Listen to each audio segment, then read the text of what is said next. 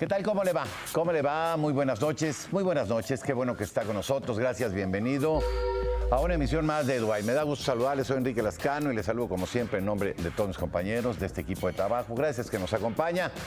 Pues mire, hoy día 26, ¿cómo le fue ayer de Navidades? Espero que haya sido una Navidad hermosa, que haya usted disfrutado en compañía de su familia, de sus seres queridos, que haya sido una Nochebuena y una Navidad pues como se merece, como uno quiere pasar siempre estas fiestas en compañía de quienes más queremos, ¿no? Así es que, y que todos sus deseos, por supuesto, navideños, se hayan cumplido o se cumplan en el futuro. Así es que, bueno, bienvenido este 26, gracias por acompañarnos. Saludo a Vanessa Lazar. Hola, Vanessa, un saludo que nos acompaña hoy, Vanessa. La saludamos también, igual que a Gris, con mucho afecto. Y yo le invito en nombre de este equipo de trabajo a que se quede con nosotros durante los próximos minutos. Vamos a tomarle juntos el pulso a México y al mundo en estos temas. Aquí comenzamos.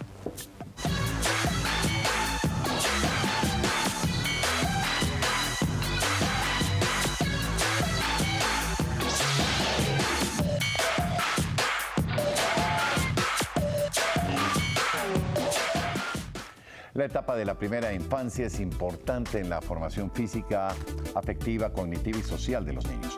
Este desarrollo define en el ser humano la adquisición de competencias y las maneras de aprender, relacionarse, comunicarse y transformar su entorno. De esto habla nuestro siguiente reportaje. Vea usted. Los primeros años de la vida, incluso desde el vientre materno, son fundamentales para el desarrollo de las personas. La alimentación, la protección y la estimulación juegan un papel importante porque es en esta etapa donde se fomentan la adaptabilidad, la empatía, la creatividad y la inteligencia emocional. Desde el embarazo y hasta los 3 años, el cerebro se desarrolla a través de una compleja interacción de conexiones neuronales, generando hasta 1000 sinapsis por segundo. La afectividad de los padres y cuidadores y la estimulación son esenciales en este proceso. A ello se suma la óptima alimentación y el cuidado. Claudia Sotelo Arias, directora del Centro de Especialización de Estudios Psicológicos en la Infancia, destaca la importancia de estos primeros años de vida. Los primeros años son fundamentales en el desarrollo de todas las personas, ¿no? Yo creo que de los 0 a los 6 o 7 años es como el libro, ¿no? Que te va a llevar a vivir experiencias buenas y malas, ¿no? El mayor aprendizaje en la vida pues se adquiere también en estos primeros años. Entonces es fundamental para el desarrollo de todas las personas. Es lo que vas a recordar siempre y a lo que vas a recurrir ya sea en lo bueno o en lo malo. James Hickman, Premio Nobel de Economía, estimó que el retorno de la inversión en la primera infancia es de entre 6 y 10% anual, mientras que el estudio Perry Preschool Project en Estados Unidos lo tasa en hasta 13.7%. Los menores más desfavorecidos son aquellos que menos posibilidades tienen de acceder a elementos para un desarrollo saludable. Su exposición a situaciones de estrés extremo, como en casos de abandono y maltrato, puede activar sistemas de respuesta biológica que sin la protección adecuada de un adulto causan estrés tóxico que interfiere en su desarrollo cerebral. Desde el ámbito gubernamental, el Consejo Nacional de Fomento Educativo tiene a su cargo un programa de primera infancia para atender a los niños de comunidades vulnerables a lo largo del país. Desde la sociedad civil, diversas organizaciones trabajan con el mismo propósito, como Enseña por México, que tiene presencia en estancias infantiles de la Ciudad de México. Todo el eje central de nuestro proyecto de primera infancia es el juego. Nosotros consideramos que el juego de calidad hace que el niño adquiera las habilidades sociales, emocionales, físicas, cognitivas y creativas para que se pueda desarrollar en el futuro. Si se invierte en la primera infancia, hay un impacto favorable en la vida de los niños, de las comunidades e incluso en el desarrollo de los países. De ahí que iniciativas como esta son un detonante para reducir el rezago educativo. Fue un trabajo conjunto entre el DIF, la Fundación Lego y Enseña por México para determinar exactamente cuáles eran las áreas en las que nosotros podíamos intervenir, que al DIF consideraba que eran áreas de oportunidad para ellos. Y nos apoyamos mucho en toda la investigación que ya tiene la Fundación Lego acerca del desarrollo de primera infancia.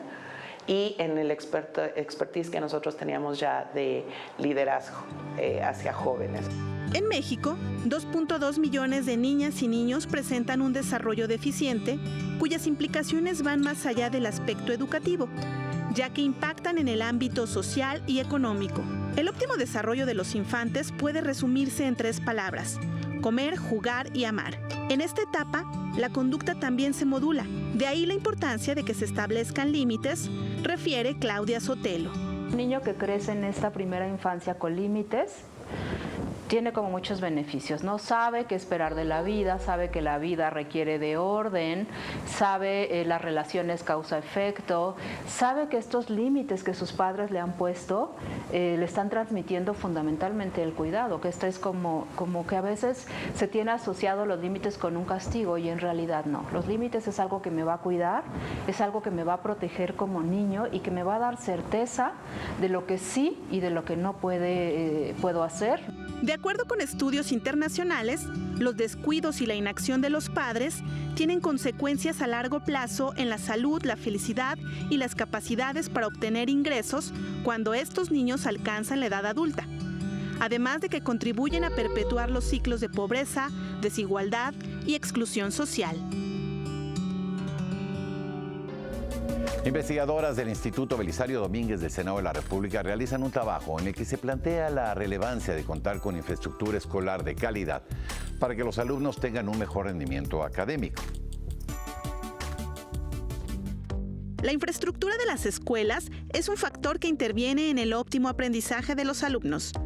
Diversos estudios han analizado la relación entre la calidad y eficiencia escolar con las condiciones físicas de los inmuebles. En los años recientes se emprendieron importantes esfuerzos con el propósito de mejorar la infraestructura educativa. ¿Estas acciones tuvieron el impacto esperado? Esta pregunta se plantearon Sandra Maya Hernández y Alejandra Huerta Pineda, investigadoras del Instituto Belisario Domínguez del Senado de la República. En el cuaderno de investigación Rezago en infraestructura educativa de nivel básico en México, indicadores y gasto público de 2013 a 2018, analizan el estado físico de las escuelas del país y la inversión que para su mejoramiento se destinó en años recientes. Consideraron 4 indicadores para medir el grado de rezago de la infraestructura educativa, considerando los servicios básicos que incluyen agua, electricidad y drenaje, las condiciones del inmueble, el mobiliario de los salones de clase y los servicios sanitarios. Sacamos resultados por cada uno de estos indicadores. Y el rezago más importante que tienen las escuelas es el mobiliario básico. Y en segundo lugar, el servicio sanitario en las escuelas. La investigación analiza datos de diversas fuentes de información públicas, como el Censo de Escuelas, Maestros y Alumnos de Educación Básica y Especial, elaborado por el INEGI, y el Sistema de Información del Instituto Nacional de Infraestructura Física Educativa. A través de ellos, identificaron que, de acuerdo a la modalidad educativa, los planteles localizados en comunidades indígenas son los que presentan el mayor rezago. Por modalidad, las escuelas que pertenecen al Consejo Nacional de Fomento Educativo, que son las de CONAFE, y las escuelas indígenas también son las que presentan un mayor grado de rezago social. En las primeras, el rezago social más alto es en servicios básicos. Y en las escuelas indígenas, su rezago se encuentra en el servicio sanitario. En el estudio, las investigadoras también hicieron una correlación de los datos con el índice de rezago social del Consejo Nacional de Evaluación de la Política de Desarrollo Social. Destaca que la precariedad de los municipios y las comunidades se refleja en la infraestructura educativa. Chiapas, Oaxaca, Guerrero, San Luis Potosí y Durango son los estados con mayor índice de rezago en servicios básicos y además con el porcentaje más alto de escuelas multigrado y bidocentes. Esta realidad no ha cambiado a pesar de mayores presupuestos de inversión destinados a mejorar las escuelas del país. Algunos de los estados que recibieron mayores recursos no necesariamente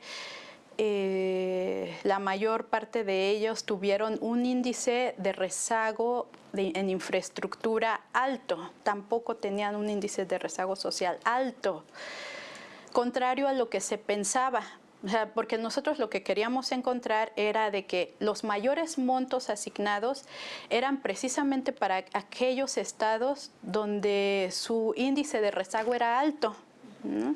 Pero los resultados nos muestran lo contrario. Las entidades que recibieron mayores recursos fueron Quintana Roo, Baja California, Chihuahua, Nayarit, el Estado de México, Guanajuato y Durango. De acuerdo con el análisis del Instituto Belisario Domínguez, solo 26% de los recursos fueron focalizados a estados con alto índice de rezago. Ante el panorama actual, en el que se plantean nuevos caminos en materia educativa, Sandra Maya destaca que análisis como el que realizaron son una evidencia que permite delinear un marco legislativo que atienda las necesidades de las escuelas de nivel básico en el país. Les daría luz a ellos para hacer una mejor planeación y una mejor focalización de los recursos. Los recursos deben destinarse en mayor medida, pienso, en aquellas entidades federativas que más lo requieran, ¿no? De su rezago sea muy alto o muy alto. El documento forma parte de la serie de cuadernos de investigación en finanzas públicas y puede consultarse en la página de internet del Instituto Belisario Domínguez. Integrantes del Instituto de Ingeniería, Desalación y Energías Alternas de la UNAM crearon el primer deshidratador geotérmico de alimentos. El prototipo que desarrollaron los universitarios es capaz de deshidratar 600 kilogramos al día, equivalentes a 6 toneladas de producto fresco. Esto con el objetivo de que la pérdida de peso facilite su exportación a otras naciones. Con el aprovechamiento de la geotermia, se extrae el agua de los alimentos sin alterar sus nutrientes y otras propiedades. Y el Instituto Mexicano de la Propiedad Industrial reconoció 2 proyectos desarrollados por egresados de la Unidad Xochimilco de la Universidad Autónoma Metropolitana.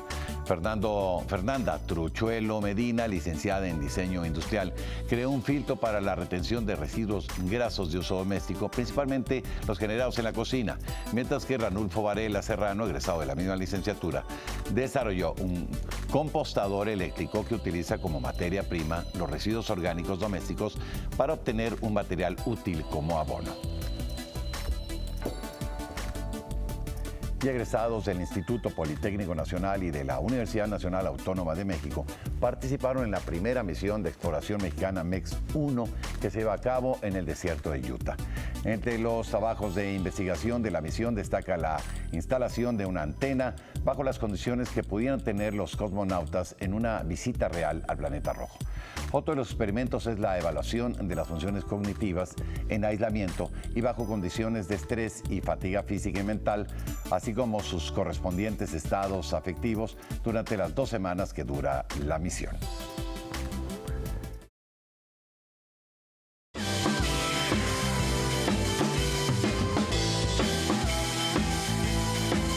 Bueno, me da mucho gusto que nos acompañe esta noche aquí en el estudio la doctora Cintia Sánchez Cervantes.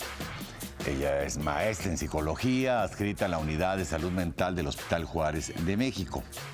Mire, hay un fenómeno muy interesante que se presenta en estos tiempos. No solo en nuestro país, se presenta en muchas partes del mundo, en todo el mundo, pues, porque está asociado a la temporada que estamos viviendo, que acabamos de dejar, pues, ¿no? Y se le conoce como depresión navideña. ¿Qué pasa? Es decir, bueno, doctora, bienvenida. Muchas gracias. ¿Cómo le fue de fiestas? Muy bien, ¿Bien? muchas gracias. Qué bueno. Bien, bien. Nada de depresión navideña, nada. No, solo frío. Solo frío, bueno. No, digo, por supuesto, lejos de ser experto en nada y menos en estos temas, diría que hay, cuando menos en lo personal, siempre un sentimiento ahí, sí, de mucha felicidad, porque es una época de esperanza, de felicidad, de amor, pero tiene un dejo, un aroma también de nostalgia, de tristeza, de muchas cosas, sobre todo en determinadas épocas de la vida. Es decir, por ejemplo, no de niño, es muy difícil que suceda de niño, creo, pero cuando has perdido seres cercanos, personas cercanas, es un, digamos, ¿no?, el recuerdo de otras navidades. Entonces, sí hay, yo le diría, en lo personal, un asunto de este. Ahora, voy con el tema clínico con usted, doctora. Primero, desde el punto de vista científico, clínico, ¿qué es la depresión navideña? Ok. La depresión navideña realmente son síntomas que están asociados con la temporada. Estos síntomas pueden ir desde la pérdida de interés por la época, la pérdida de placer por realizar cosas que tienen que ver con la época. De poner el árbol. Exactamente. Cosas, no sé. Y hay también diferentes sintomatologías, por ejemplo, fisiológica. Hay pérdida de interés, hay cambios en el estado cambios en el apetito, hay cambios en el sueño, en el estado de ánimo, entre otras cosas, y que bueno, tienen que ver justamente con cómo interactuamos con la Navidad, si esta es diferente a cómo interactuábamos con anterioridad, si perdimos algún ser querido, y además bueno, también recordamos que es la época de invierno y bueno, hay diferentes estudios que mencionan que hay mucho menos luz en el día y bueno, la poca exposición a la luz pues genera que exista menor producción, por ejemplo, de serotonina, que es una sustancia químico cerebral que afecta de alguna manera o beneficia el estado de ánimo, más aparte de todo el contexto que ya sabemos que implica la Navidad, ¿no? Me acaba usted de contestar una pregunta que yo siempre he tenido ahí medio bailando, que este tema de ¿por qué en las tardes nubladas te deprimen? Porque no hay serotonina, ¿no? Serotonina, porque se genera menos y esto, pues a lo mejor son inhibidores o alguna cosa de algo que nos genera felicidad o un estado de ánimo optimista, tal, ¿no? Claro. Y están asociados a esto, ¿no? Una tarde lluviosa, sin luz, tal, ¿no? Claro. ¿Qué tendríamos que hacer, doctora? ¿No? Porque uno entiende la tristeza, ¿no? Uno puede entender que estés triste porque pues un familiar muy cercano murió en estas fechas, ¿no? O ya no va a estar contigo en la Navidad. Bueno, eso genera un estado de tristeza. Por supuesto. Y eso es normal. Ahora, entre un estado de tristeza y una depresión hay una diferencia, doctora. Así es, sí. Efectivamente, estar tristes durante una época en la que se nos dice que deberíamos estar contentos es algo completamente normal. Lamentablemente, cuando todo indica que debemos de estar súper felices, extasiados en esta época y no lo estamos, genera frustración por no poder satisfacer las demandas del medio y de la temporada. Ahora es muy importante diferenciar entre una cosa que es estar triste, que es algo completamente normal, y efectivamente, como tú dices, ¿qué hacer cuando ya hay una depresión mayor o una mayor sintomatología? Para esto existen diferentes criterios diagnósticos que nos dicen que hay un trastorno depresivo y es importante identificar, ¿no? Lo primero que nada es identificar si estos síntomas persisten a lo largo del día e inclusive si son todos los días, no solamente durante el día de Navidad o el día de la Nochebuena, exactamente, sino que son continuamente y cada vez son más severos e inclusive, pues bueno, pueden llegar a haber pensamientos inclusive de deseos de muerte, ¿no? De suicidios. ¿Hay la depresión a este nivel es una depresión a nivel de química cerebral, doctora? Son diferentes situaciones. Recordemos que el individuo interactúa con todo su medio ambiente y su medio es tanto lo fisiológico, las cuestiones químico-cerebrales, su medio cognitivo, los pensamientos que me hago, yo no quería esta Navidad, yo extraño a mi ser querido, no me va bien a mí, ¿no? Más las cuestiones sociales, por supuesto que la época navideña también es una cuestión de presión económica, de presión social, hay que cumplir con muchos compromisos sociales. Así que depresión social, depresión económica, sí. Exactamente, y lo más importante pues es que en este momento digamos qué sí estamos dispuestos a hacer y qué nos hace sentir bien, ¿no? ¿Cómo superar cuando yo estoy padeciendo algunos síntomas que tienen que ver con depresión? Si me encuentro triste la mayor parte del día, si ya no tengo placer por realizar actividades, si estoy durmiendo de más o durmiendo menos, si todo el tiempo me la paso llorando, ¿qué hacer? Primero que nada pensar en que cada persona es particular y que lo que le hace bien a una persona no necesariamente le va a hacer bien a otra, ¿no? Eso yo creo que lo dice la doctora Sánchez Cervantes en la idea de no autorrecetarse, es decir, lo que a lo mejor un antidepresivo, sobre todo esos antidepresivos que tienen que tener un manejo muy cuidadoso, muy riguroso por parte de expertos. No ande tomando, no, es que fíjate que a mí me vino muy bien este antidepresivo. Claro. Los antidepresivos son, créame, muy delicados, porque una sobredosis de esto o una dosis no adecuada, trae problemas que pueden ser, incluso generar los efectos contrarios. Entonces, que se lo diga la doctora. Claro. Entonces, no le entremos ahí a ese tema sin la ayuda de un experto. Así es. Ahora, doctora, sabemos que la depresión es un tema muy delicado. Para quien lo tenga, no tengamos la poca sensibilidad de decirle, ay, a ver, ya, ¿por qué estás triste? Claro. De veras la depresión es un tema muy delicado. Claro. La gente puede morirse de depresión, no es una exageración. Así es. Entonces, ¿qué recomienda usted si esta depresión va más allá de la época navideña? Ok. Lo principal es identificar lo que sentimos, expresarlo y sobre todo, si vemos que esto ya se está exacerbando, que yo ya no lo puedo controlar, acudir con un especialista. Y lo que mencionabas es sumamente importante. A una persona que tiene alguna sintomatología depresiva, no basta con decirle, échale ganas. Ay, sí, ¿no? eso es horrible. Supéralo, ¿no? Qué horrible, ya pasará. sí. No, hay que ser un poquito empáticos, ¿no?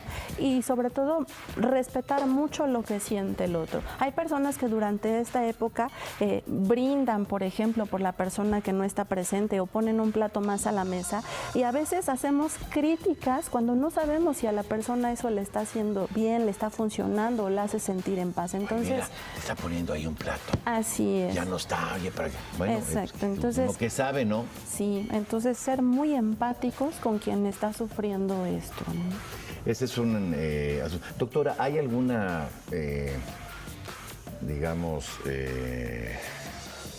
alguna forma de identificar? Porque habrá quien tenga esta depresión, pero no lo quiera decir, ¿no? Y entonces la familia, o pasa por la familia como, pues yo creo que pues a lo mejor no le gusta la Navidad, o está medio depre, pero claro. Es importante que la propia familia o las personas cercanas conozcan de la situación real, del estado anímico, mental de la persona. ¿Cuáles serían los síntomas, yo le pido que no lo repita, más claros de la depresión? Ok, lo primero es la tristeza constante, probablemente durante todo el día y todos los días, ¿no? Lo segundo es una pérdida de placer por cosas que con anterioridad sí nos causaban gusto, sí nos motivaban realizar. Hay un cambio en el apetito, hay un cambio en el sueño, hay pensamientos continuamente negativos e inclusive ideación de muerte. En el aspecto físico hay algo que podamos identificar. Entiendo que las personas pues dejan de arreglarse o de bañarse o de... Por supuesto, dejan de comer, se aíslan. Hay personas que con anterioridad la Navidad la esperaban con muchos preparativos y de un día para otro ya no quieren nada, se aíslan, se encierran. Entonces ahí hay que poner especial interés y sobre todo no minimizar lo que sienten, no decir, ay, seguro está llamando la atención, ¿no? No minimizar lo que sienten estas personas y poner mucho interés en lo que están sintiendo. Tenemos un manejo ignorante del asunto la mayoría, doctora. Así es. Entonces, ¿lo mismo sucede con los niños, doctora? ¿Puede suceder o solamente con...? No, pues yo claro. hablaba generalmente de adultos, pero ¿también se da en chavos? Por supuesto, imaginemos un niño que acaba de tener la pérdida del papá o de la mamá, ¿no? Y de pronto, acá es su mundo. Así es, y de pronto no comprendemos la situación e inclusive queremos como compensarlo con dulces o regalos durante esta época. Hay que comprenderlo. El niño no necesariamente va a presentar depresión de la misma manera que el adulto que está llorando continuamente. Puede haber un niño que empiece a presentar conductas agresivas, que ya no le vaya tan bien en la escuela como con anterioridad, que ya no disfrute muchas cosas como antes las disfrutaba y también que se aísle. Entonces siempre, doctora Sánchez Cervantes, siempre buscar en estos casos el consejo de un especialista. Así no andemos ni recetándolo nosotros, ni permitiendo que ellos mismos se autocuren. Bueno, ya se le pasará, ¿no? Claro. No, recurrir a un experto, ¿no? Así es, lo mejor es recurrir a pedir ayuda y pensar que pedir ayuda no es nada malo, al contrario, es para que estemos mucho mejor en cuestión de bienestar emocional. Oiga, y ahí en el Hospital Juárez, pues hay expertos en esto. Claro, está el área de la salud mental, ahí pueden recurrir con nosotros, ahí atendemos cualquier tipo de población y estamos inclusive en estas fechas, ¿no? Bueno, pues siempre, bueno, agradecerle, doctora, que haya venido, la doctora Cintia Sánchez Cervantes, maestra en psicología y adscrito a esta pues institución de muchos años, que es el Hospital Juárez de México, una de las instituciones de excelencia médica en nuestro país. Doctora, gracias. Pues que tenga usted, pues ya no feliz Navidad, pero felices fiestas todavía, feliz año y que haya mucho éxito. No le diré mucho trabajo, porque luego el trabajo tiene que ver con que hay muchas personas más que tengan el justo trabajo y que tengan, que sea un año muy exitoso para todos ahí en el Hospital Juárez. Y gracias por haber venido a platicar con nosotros. Al contrario, gracias y lo mismo para ti. Muchas gracias. Bueno, no se vaya, continuamos con más.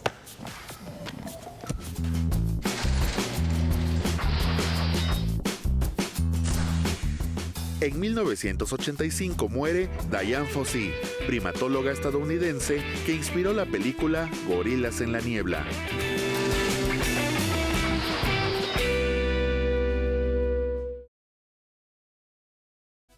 Bueno, pues vamos con más después de esta conversación. Desde hace 5 años, la Universidad de Guadalajara adoptó el programa de Universidad Sostenible. Esto con el objetivo de emprender acciones ecológicas dentro de sus propias instalaciones. Vea usted de qué le hablo. El tema de sostenibilidad ha tomado importancia en los últimos años debido a su tarea de asegurar las necesidades de las generaciones actuales sin comprometer las de futuras generaciones. Las universidades, como espacios formadores de profesionistas, también se han unido a esta labor de garantizar un equilibrio entre el desarrollo económico, el cuidado del medio ambiente y el bienestar social dentro de sus instalaciones. Desde hace 5 años, en la Universidad de Guadalajara, a través del programa de Universidad Sostenible, se ha llevado una serie de acciones ecológicas dentro de sus instalaciones con el propósito de disminuir los efectos ambientales que su plantilla académica genera día a día. El programa Universidad Sostenible refleja la responsabilidad social universitaria para fortalecer y transformar las funciones sustantivas. Para este proyecto se trazaron 4 ejes: el papel educativo en el desarrollo sostenible, gestión ambiental, mitigación y adaptación al cambio climático y la promoción de estilos de vida sostenible. El eje de educación para el desarrollo sostenible abarcó la creación de aplicaciones, manuales, cursos, capacitaciones y diplomados de sensibilización ecológica. Para la gestión ambiental, se desarrolló el Sistema de Gestión Ambiental, un manual para dependencias de la universidad y laboratorios verdes, y se establecieron lineamientos de arbolado universitario, compras y eventos sostenibles. En el tercer eje sobre mitigación y adaptación al cambio climático, se crearon sistemas de captación de agua de lluvia, se ordenó arbolado en centros universitarios, se llevó a cabo un diagnóstico de emisiones de gases de efecto invernadero en centros universitarios. También se creó un sistema de calentamiento solar térmico y, por último, se sustituyó el sistema luminario a LED en el Coliseo Olímpico. Para el estilo de vida sostenible, se crearon un reglamento de protección contra la exposición al humo de tabaco, árboles solares para carga de celulares y laptops, ciclopuertos, bebederos, rellenadores de botellas y purificadores de agua. Establecieron contenedores de residuos y se fortalecieron las unidades de protección civil. A mí me gustaría destacar que particularmente en los ejes de gestión y de mitigación y adaptación al cambio climático, pues hubo un fortalecimiento muy importante a través de las actividades del Programa Universitario Integral de Transición Energética, con el que siempre trabajamos de manera conjunta. Asimismo, cabe destacar el Programa Universitario Integral de Transición Energética, cuyo objetivo es complementar las acciones del Programa Universitario Sostenible, mostrando mayor importancia en el consumo de energía eléctrica. Considerando la importancia del tema en cuanto a diversos análisis previos, nos arrojaron un total de huella de carbono emitida por la comunidad universitaria, específicamente por la parte de consumo de energía, de 59,000 toneladas de carbono anuales. Considerando la importancia de esta aportación de huella de carbono, se implementó el Programa Universitario de Transición Energética. Para lograr el objetivo de disminuir los efectos ambientales, se perfilaron 8 subproyectos. El primero es un programa de ahorro y eficiencia energética en edificios universitarios. El programa de ahorro y eficiencia energética es siempre la base y ahora sí que es pues la estrella de la corona de cualquier sistema eléctrico sustentable y sostenible. Significa utilizar de manera correcta la energía eléctrica dentro de nuestras instalaciones universitarias. La construcción de una planta de energía solar, la cual aportaría energía a la red del sistema de Jalisco, un programa de generación de energía fotovoltaica en edificios propios, el programa de apoyo a trabajadores universitarios para crear energía sustentable en sus hogares, otro para la reconversión de sus parques vehiculares, uno para la electrificación rural con energía renovable, el cual está enfocado a los municipios del estado, un instituto de energías renovables. Quiero mencionar también que se formalizó en esta administración la institucionalidad del Instituto de Energías Renovables, que fortalece la parte académica para la formación de profesionistas que contribuyan a la sustentabilidad del Estado con temas, en este caso de generación eléctrica, tanto en maestrías, doctorados, como también el tema de licenciaturas. Por último, un programa de comunicación y concientización sustentable universitaria. Cabe destacar que varias de estas acciones están repartidas en instituciones de investigación pertenecientes a la Universidad de Guadalajara, como el Centro Universitario de Ciencias Exactas, el Centro de Ciencias Económico-Administrativas, el Centro Universitario de la Costa Sur y el Centro Universitario de Los Altos. Y en entrevista exclusiva con la Agencia Informativa de Educación de México, el rector de la Universidad de Deusto en España, José María Guibert, nos compartió aspectos fundamentales en la conformación de su sistema educativo. La educación no puede desligarse del desarrollo social y económico.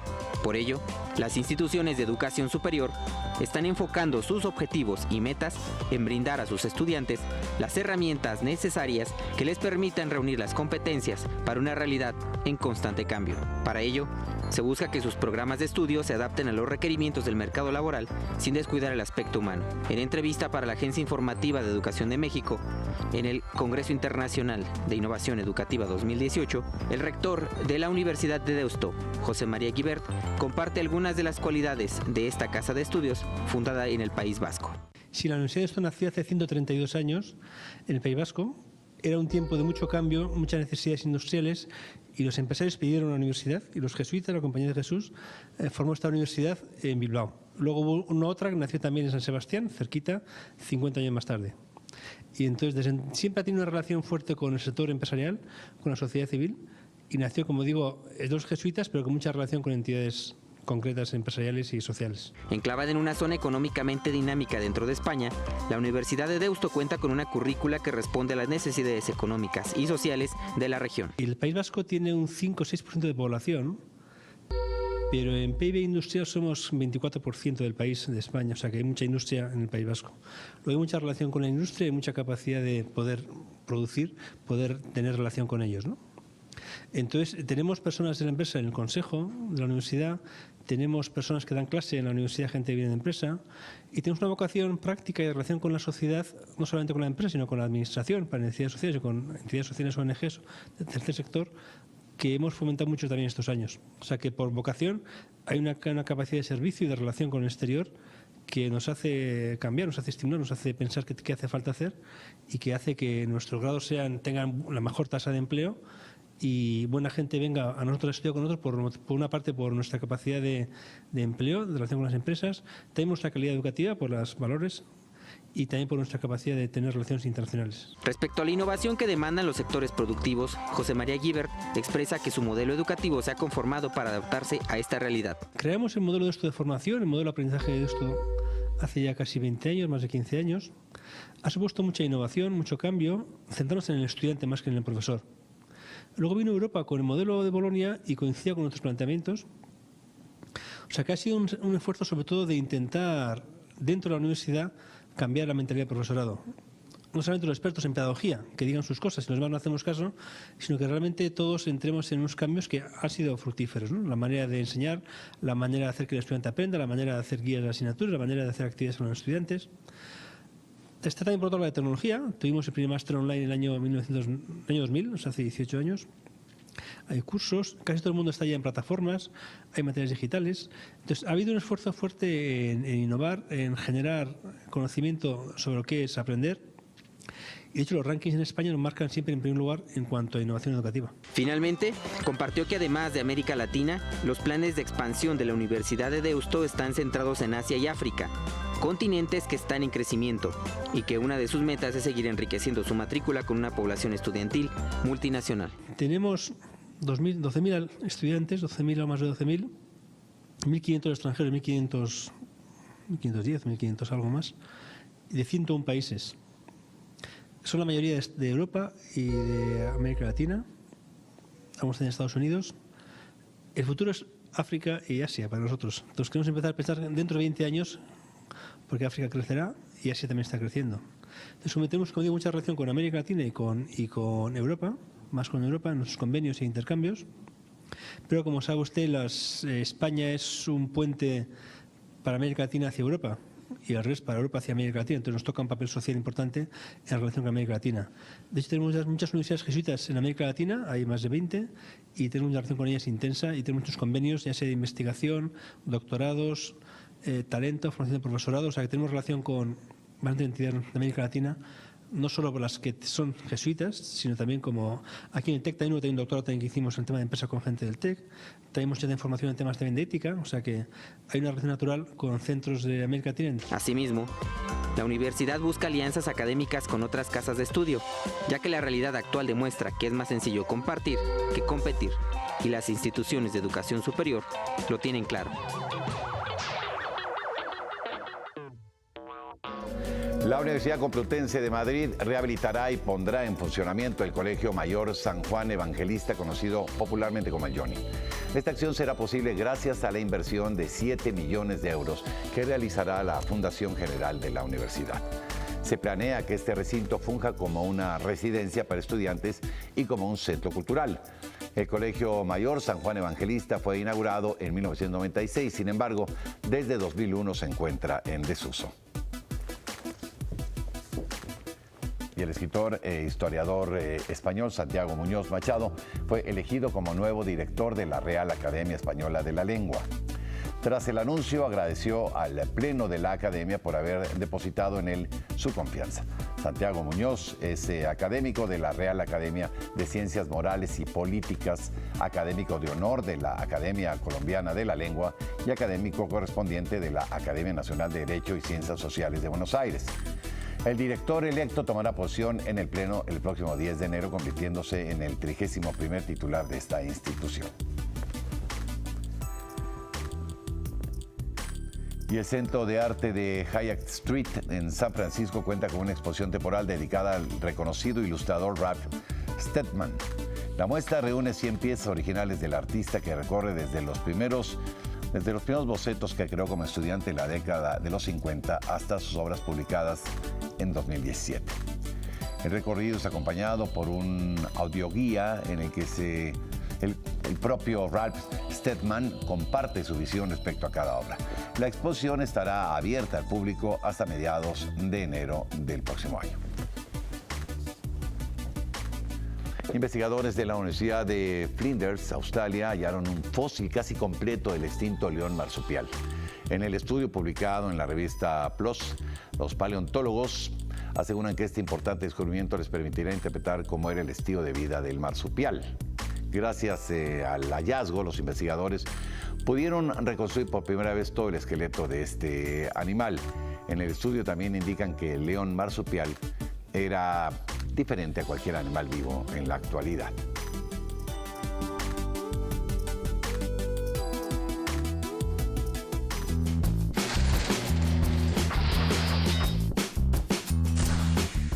En 1929 muere en la Ciudad de México Felipe Canales Longoria, abogado que participó en la solución pacífica del conflicto religioso durante la presidencia de Plutarco Elías Calles.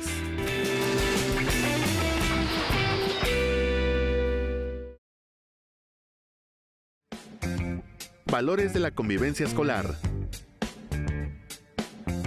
Solidaridad. Ser solidario es dar sin esperar nada a cambio. Es un valor que fomenta la unidad entre las personas. Para alcanzar metas y enfrentar obstáculos en común, todos necesitamos ayuda, por lo que es importante ofrecer nuestro apoyo a los demás cuando lo requieran. Cuando trabajamos juntos, es más fácil enfrentar y resolver nuestros problemas. Para aprender a aprender, es necesario aprender a convivir.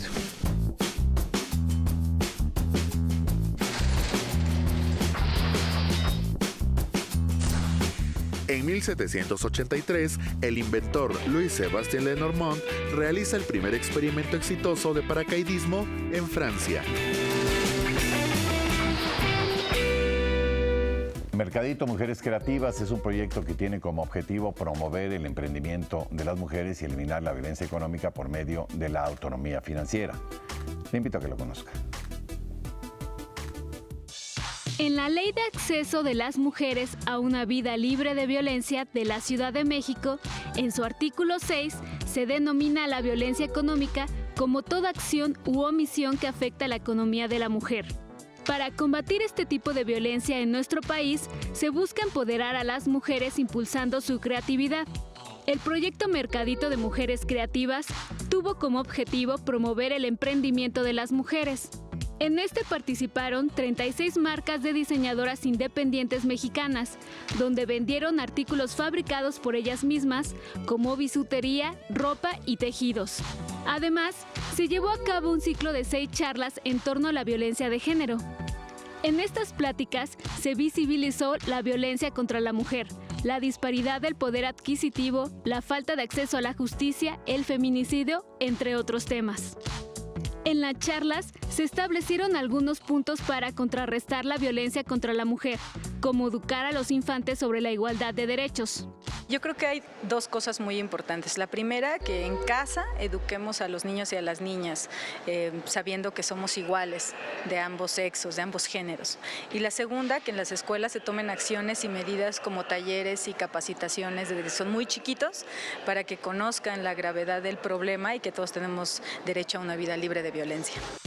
Por último, 2 exposiciones. La primera son ilustraciones que buscan visibilizar los feminicidios en nuestro país. La segunda es la brecha del poder adquisitivo entre ambos sexos, en la cual participaron Rocío Arias y Daniel Gómez. Tenía muchas ganas de presentar justo una visualización de datos, pero con la que pudieran interactuar las personas. Este tema me parece muy relevante porque creo que las generaciones han ido cambiando con el tiempo. Si antes lo normal era que tú como mujer te quedaras en casa y se acostumbraba que los hombres fueran el sustento económico de las familias, y ahora pues además de que no alcanza, también las mujeres buscan desarrollarse profesionalmente. Para reducir la brecha salarial que existe actualmente, al ritmo en el que vamos, tardaríamos cerca de 200 años en reducirla.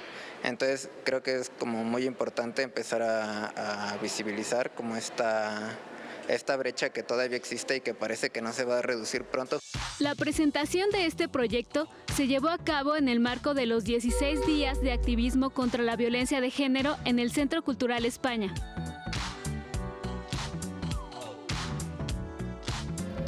Y uno de los recintos culturales que usted puede visitar durante esta temporada vacacional es el antiguo Colegio de San Ildefonso.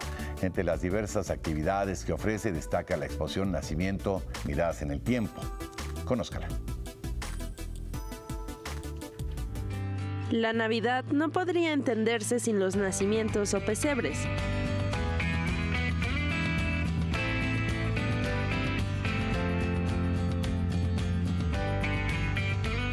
Tradición del mundo católico que representa una de sus celebraciones más importantes, el nacimiento de Jesús. El antiguo Colegio de San Ildefonso presenta la exposición Nacimiento, Miradas en el Tiempo, realizado por el artesano veracruzano Felipe Nieva, durante la primera mitad del siglo XX. Las más de 1000 piezas hechas de barro pintado plasman 50 escenas bíblicas que expresan la historia de María, Jesús, José y los Reyes Magos, entre otros. Este nacimiento también está representando el trabajo de un artesano mexicano que nació a finales del siglo XIX y que se dedicó prácticamente a realizar todas estas piezas a lo largo de 50 años. En promedio más o menos se piensa que se tardó un año por un pasaje bíblico. Entonces también es poder observar ese trabajo de un artesano, el que se haya podido conservar. La propuesta museográfica busca resaltar y mostrar al público el proceso empleado para crear estas figuras. El alambre es la base para el diseño de cada figura. La segunda etapa es el moldeado de barro para continuar con el horneado, la aplicación de la pintura acrílica y finalmente recubrirla con barniz.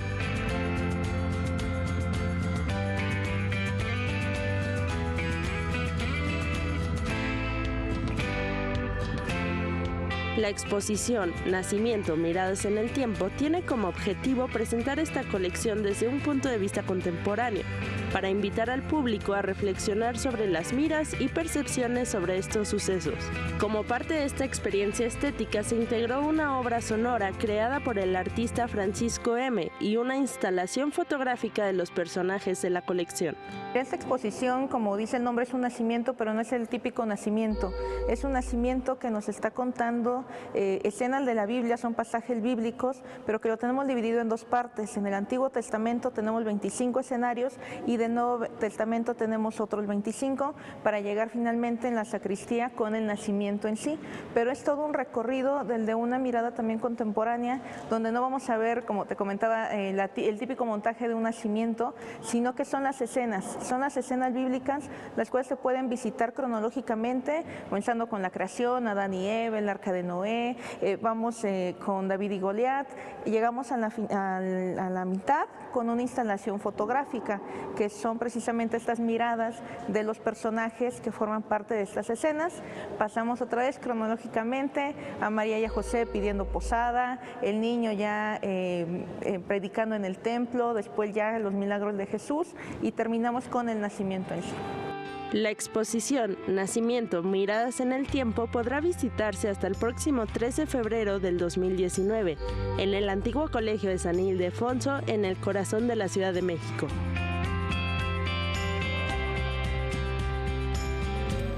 Durante diversos programas hemos presentado una serie de trabajos sobre el proyecto central de muros y los artistas que trabajaron en él. Ahora le invito a que conozca la opinión de los trabajadores de la Central de Abasto respecto a este proyecto cultural. Vea usted.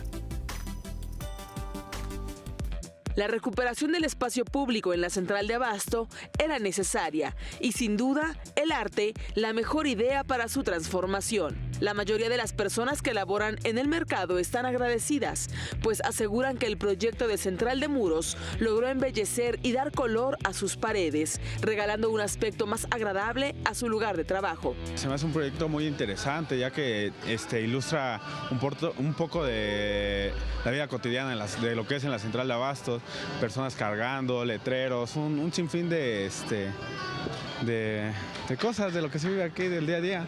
Fíjate que es algo muy urbano y es algo que a mí me agrada, me gusta todos esos murales porque da un aspecto diferente, ¿no? Porque dices, no es vandalismo, no, el hecho de ser ese tipo de arte realmente no es vandalismo, es arte. Quienes ahí trabajan son los principales guardianes de los murales y algunos hasta protagonizan las obras. Pues ya cuando estaban por terminar los calladitos, Ariana y Jorge, pues dijeron, no sé, ya nomás de repente empezaron a dibujar y cayó de extraño porque me habían enseñado el boceto antes de terminarlo y dije, ¿ahora qué van a agregar? Y ya mi hermano y yo vimos que estaban tomando forma y ya dijimos, ahí vamos a salir, pero de broma. Y dice, sí van a ser ustedes. Y ya al final de todo, dicen, ahí están plasmados ya. La Central de Abasto dejó de ser solo el lugar que alimenta a todo un país para convertirse en un mercado turístico que recibe a personas de todo el mundo. Elizabeth García labora desde hace años en la Central y comenta que la afluencia actual es mayor, pues las personas visitan el lugar para hacer su mandado y aprovechan para conocer los murales. Realmente ha traído mucha atracción aquí a la Central de Abasto. Ha venido mucha gente a visitarnos y de hecho el de la sede es el más mejorcito que ha habido. Torbe, que empezó haciendo graffiti hace 10 años, es uno de los artistas que toca temas de la tercera etapa de creación de murales, el cambio climático. Básicamente estamos haciendo una representación gráfica de el contraste de la naturaleza, el hombre y la muerte, ¿no? Teniendo como un punto a la izquierda el sol, como si se tratara de representar la capa de ozono, que ya está muy débil y que podría ser peor, ¿no? Para Torbe, lo más importante es el acercamiento con la gente, que disfruten de su obra y la cuestionen, porque es necesario romper con la idea de que solo ciertas personas pueden tener el acceso al arte. Creo que el estar interviniendo en un espacio público te da el acercamiento directo con la gente, ¿no? Y con todo tipo de público, porque a diferencia como de un lugar privado, la calle no limita ni hace como división de clases sociales. Entonces, de esta manera tú estás transformando la visión de la gente a partir de la pintura. Consultados sobre qué tema sería interesante para realizar un mural, los trabajadores emitieron su opinión. Pues sinceramente haría algo sobre música, poner guitarras, escalas, todo lo que tenga que ver con instrumentos o música, yo lo dibujaría ahí. Un mural de todo un proceso, ¿no? De cómo viene la fruta, un campo, un camión, en la carretera, ya llegando a su destino aquí en la central de abasto, cómo se distribuye, cómo es todo el proceso que pasa la fruta desde cero hasta la mesa de un hogar, todo lo que tiene que pasar, ¿no? Los colores, la frescura, los aromas, los sabores, la gente, la gastronomía y el arte de la central de abasto conforman una experiencia perfecta para conocer un México en todo su esplendor.